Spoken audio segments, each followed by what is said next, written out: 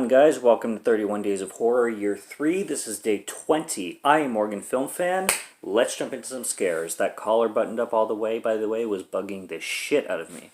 But, Häxan, Swedish film from 1922. This is the oldest film that I am reviewing in this whole series.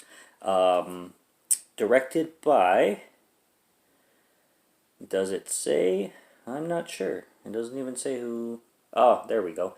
Benjamin Christensen, a Swedish man from 1922, silent film, completely silent, from the silent era, and I was lukewarm. I'm going to say that right off the bat. It's a Criterion release, so it's a gorgeous release. You got this hella awesome book in it, which has a bunch of essays from film critics and people in the industry and stuff like that. But, I don't know, maybe it could have possibly just been the mood I was in watching it, but not to say that the film was bad or anything. But I think what it was mostly was that I went into it expecting one thing, and my experience was polar opposite. So, like, it was not what I was expecting the film to be at all. It's a remarkably shot film, completely black and white, a little bit of browns here and there. Well,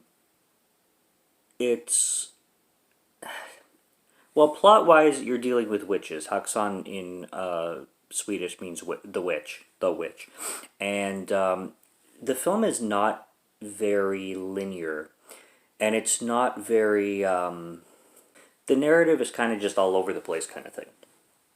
And it doesn't really focus on one plot point. It kind of jumps around between a few. But overall, you're dealing with witches,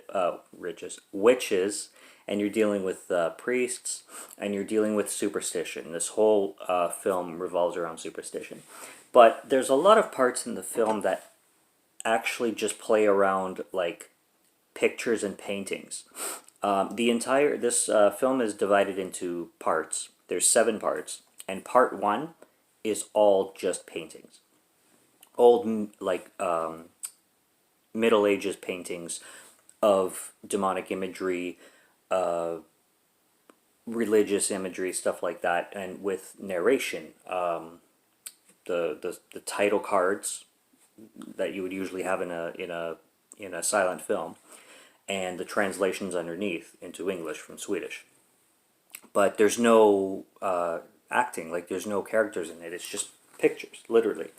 And there's a lot of points in the film where that happens, and they're starting to explain what would go down in the Middle Ages, how they treated women who they thought were witches, very descriptive what they would do to people, like really, really violent and disturbing stuff.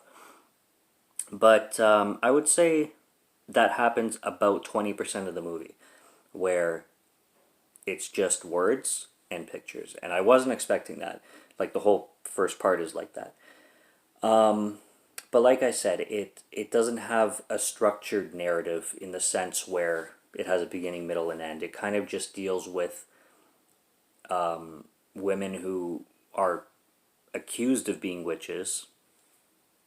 And I mean, you could kind of argue whether one is or not, because the film starts with one woman who makes potions, and she basically sells these potions, or tricks the townsfolk into using these potions. Right at the beginning, there's this witch, or accused witch, whose name is Karna, and she is giving these potions to this mistress for her husband to use for, like, making him fall in love and fall in lust and stuff like that. And these potions are made from, like, dove hearts and cat feces, apparently. It gets pretty silly, but it's a product of its time, and it's a masterfully done work. Like, it's masterfully crafted. But I wish it just had more of a narrative and more of a direction, because I didn't really see it. But I think I can definitely start appreciating more with with a few more watches. And it is quite a dark film. It is absolutely silly at times. I mean, I have to mention how the devil looks. So ridiculous. The devil will just pop on screen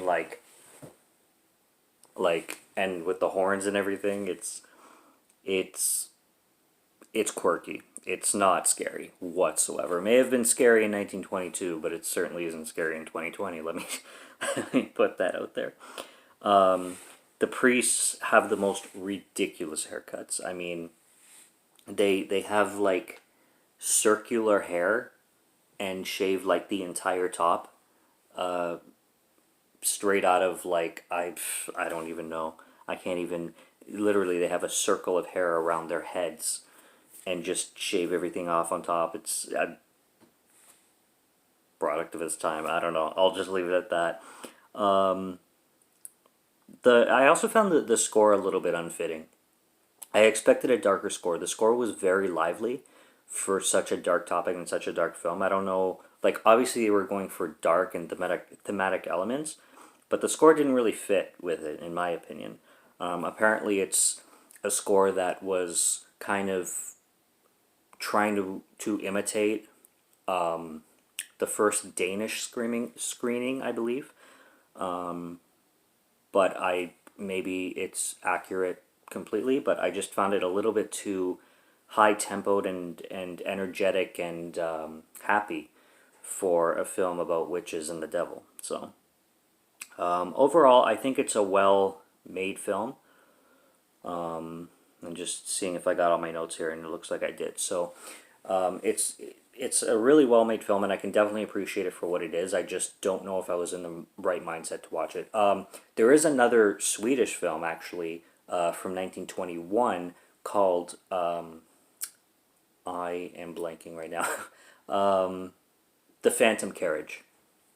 The Phantom Carriage from 1921 is another silent film from Sweden. I can't remember off the top of my head the director. It's Victor something. But that film is a 10 out of 10 for me. It's 100 out of 100. Why out of 100? Because I hate decimals. It's a phenomenal piece of work. Like, that film is perfect. And I did review it last year or the year before, but I believe last year. And it's a remarkable silent film, which I actually would give praises way above this one. Not to diminish this one in its quality, but I just really enjoyed The Phantom Carriage over this one on this viewing. But like I said, it's still really well crafted. It's a really ambitious film, hands down, and it's one to check out, and it's one for the collection for sure. I'm gonna see. I would probably go in like 20s out of 100, but because I can appreciate it for what it is, I would probably say 38 out of 100 right now.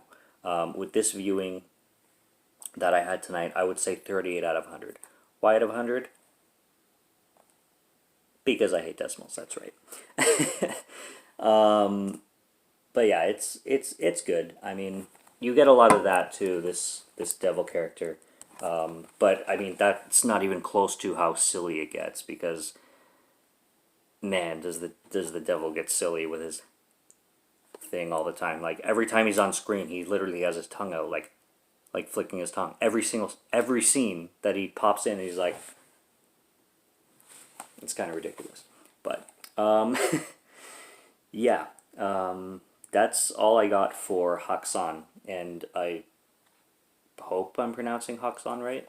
It's spelt like Häxan, so Häxan it is, from 1922, a Benjamin Christensen film in Sweden, all subtitled, of course. I actually, it's funny because I didn't on purpose put like tomorrow's film is another foreign one. So yesterday's Hagazusa was Austrian, this one is Swedish, and tomorrow's is going to be Japanese. Also the longest film I'm reviewing, it's over 3 hours. So if that gives you enough hints on what it's going to be, I'm not going to actually say the title until tomorrow, but it's definitely one I am definitely looking forward to. But usually in these reviews, I've placed films kind of like I've bunched them together thematically. But with this, I didn't. It just ended up being 3 foreign films in a row. So that was pretty neat. But yeah, that's it for day 20. Can't believe we're already in the 20s. Jeez. Yeah, we're almost at 31. 31's gonna be one kick-ass show. But yeah, so that's all I've got for you guys. Until tomorrow, subscribe to Morgan Film Fan if you have not already to keep track of all these reviews, and follow me on Instagram if you'd like. But just a subscription on YouTube would be more than enough for me and more than I can ask for. So until next time, until tomorrow, I will be back, and have a good night. Cheers.